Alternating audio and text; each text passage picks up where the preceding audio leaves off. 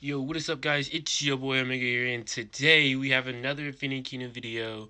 It's another IB, and today we got a special show for you guys. Today I'm going to be commentating this IB in between NK and BM, Northern Kingdom and Blue Moon. We're going to be talking about all the strategies they were using in this IB, and of course discussing the basics of IB. I've been getting a lot of requests from people that want to know exactly what's going on in my videos when I do these montages, so I just felt like it would be helpful for me to kind of explain everything that's going on. Well, for starters, we're going to talk about literally the difference in the power with these two. Blue Moon is from server 6, and of course Northern Kingdom is from server 49. There's a big gap in between time, but as you see, there's different participation. Northern Kingdom has way more participation players than Blue Moon, but Blue Moon has a lot more stronger players. As a matter of fact, there's a time, or pretty much the whole battle, where one player was in the center, controlling the center the whole time from NK. No one could really beat him. I believe he's a 2 million power, and literally no one could beat him, which is very useful to have someone like that that can stay at one tower and defend it the whole time from another alliance. And it's very important to make sure that you have enough people to participate to wear out those players. With that being said, it's also important that you make sure you grab these towers. If you don't grab these towers, you're not going to win, of course. So there are tricks you can do to make sure you grab these towers. You can occupy a tower, and then when someone sends a troop, you can remove it, and it will basically make it to where that person is not able to occupy that tower because their troops are stuck to attacking the tower. So they can't attack and occupy unless there's an enemy in that tower. So with that being said, that's a good strategy to use. You put it in there, or if it's your tower, you defend it, and as soon as they send something or send an attack, you can retreat, and then you can prevent them from occupying that tower, and which saves you some time and gives you a little bit more of an advantage. So it's always good to try to get those towers from the start and try to defend as much as possible.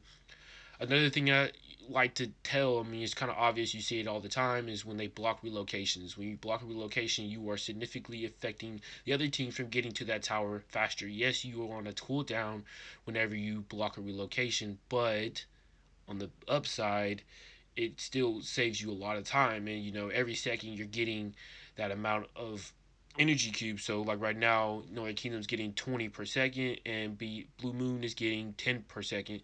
And that's a big difference. Every second they're getting double what they're getting, and after a minute or two, you're significantly up in the battle.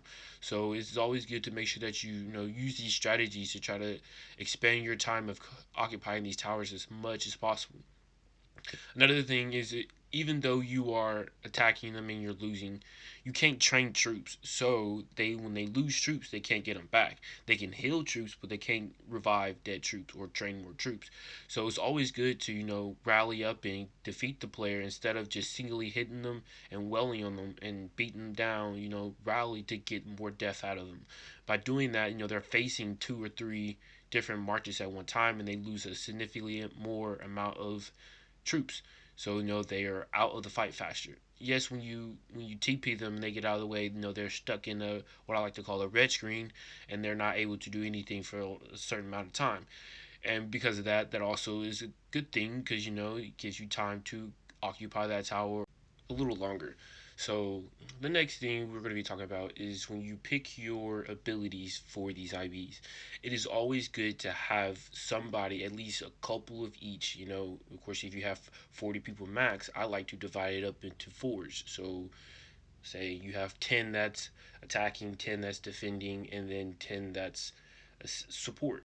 And of course, the last 10, they can really choose whatever they want. That's just so kind of keep it a little more balanced. But of course, you also want to know who your battle is. There's a thing where you want to scout out your enemies before you play them. You want to know who you're going up against. The person that knows who they're fighting will win the battle, and the person who does not do any research at all will most likely lose the battle because they're not able to judge what to do, able to figure out who the main players that they need to focus on or run away from. Because, again, this is all basically like a chess game. You don't have to just be strong. Of course, it helps to be strong, but if you guys work together and, try to get the towers in an orderly fashion, you will be able to win better than, with a team that's stronger and has poor coordination. Again, so there's a lot of factors that go into IB's illusion battles. Whenever you're playing, you have to have the players to play. You have to have some power, yes, and you have to have that teamwork with your alliance to make sure that you guys work together, rally, and do things similar. So it's always good to have a plan before you go into these illusion battles and make sure that you are coordinating with everyone. So another thing that what I like to do is whenever I do illusion battles, we do teams. So we have a certain number of people in each team, and we'll put a strong person in each team, and then of course the people that will follow him. Of course, that strong person is the leader of the team. We'll make sure everyone's coming together and discussing. We'll also create chats for these teams so that you can congregate in a single chat instead of the alliance chat, which is literally all of the chats going on. Of course, that's where the rallies would be, so you still want to pay attention to those chats. But again, you can send a message to just your team quicker, and they will see it faster, rather than having to scroll through the alliance chat trying to figure out who is who. And it helps prevent a lot of confusion going on, and it helps prevent a lot of issues that may be going on. You just leave the alliance chat just for rallies and everybody talks on their teams. Well, then there you go, you have your problem solved. And of course, there's still going to be communication going on between the teams, but I would say you want to leave those to the leaders do that, to make sure if one person needs to go to another tower to help take over the tower. Like as you see here, there's a couple of towers where there's literally no enemies at it. So what they were doing is they would have only like two, and the team would split up into other towers. So some will go to tower 1, some will go to tower 4.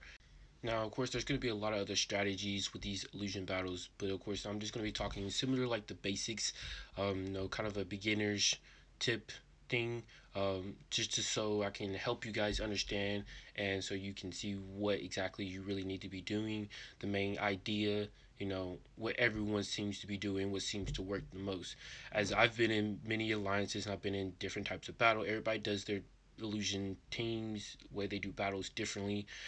Some do where all the powerful are at one tower, which doesn't make sense to me. Some people do where they split them power up. They evenly divide all the power and make sure that each tower is able to defend themselves, to make sure that they can occupy it and defend it and work together and to make sure they can secure the win. So next thing we're going to be talking about is capitals. Capitals have a significant role in the IBs. If you have more capitals in your server, so instead of having 3, you may have 4 or 6. That really will help you out a lot more than if you were going against an alliance or a server with an alliance that only has 3. You get way more troop HP, troop attacks bonus. I believe there's also an immortal bonus that you will get with certain capitals. And now it will help you. Now necessarily won't really make that much of a difference, but it will make a big enough difference if you have the participation and all of that come together. Like I said, there's a lot of factors that go into illusion battles, and if you can secure each of these factors, then you can make sure you can not really guarantee, but you'll be more successful in making it challenging for the other alliance in these IBs. So I mean, let's just go ahead, go back over these factors that I was really trying to point out. So some factors are having participation players, having those key strong players, 1 or 2, or at least 1.5 mil, maybe 1 or 2 marches. That's typically what 1.5 mil is, when they have 1 or 2 marches over 150k troop power.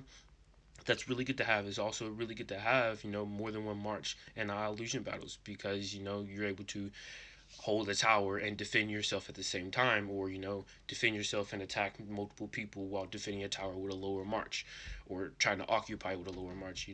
There's a lot of things you can do to really make sure that you secure these towers and all that kind of stuff. So there's another factor that I believe that really help you, again, is the teamwork. If you can work together with your alliance, then you will be more successful than alliance that does not really know how to work together. So it's always good to, when you have an IB team, try to have an IB team or an alliance that has a lot of the same time zone people. So let's say if your leader is Australian, then you probably want to have mostly Australian players. If your strongest player is from America, you want to have mostly American players. So even if you have 150 people in your alliance, only 40 people can be in it, and I think you have 20 subs. So you can easily do this to where you set your teams to be certain languages, and then when you do that, they can congregate a lot better, and then you may have one person that can speak both languages to help congregate with the other teams and all that kind of stuff. So it's always good to try to at least get an alliance or at least an IB team, a good IB team that all can use the same time zone and congregate and talk quicker without having to translate. As you see here, we're going to talk about this guy, Night King, I think his name is. He is literally holding the center tower. If you see the map right here, the center tower has been red this whole time, and NK cannot take it back. So having that type of person, the 2 million power, that means they probably have 3 marches over 150k, most likely 2 that are 200k, which is very strong. They're stuck on that server most likely, unless they're just a double whale.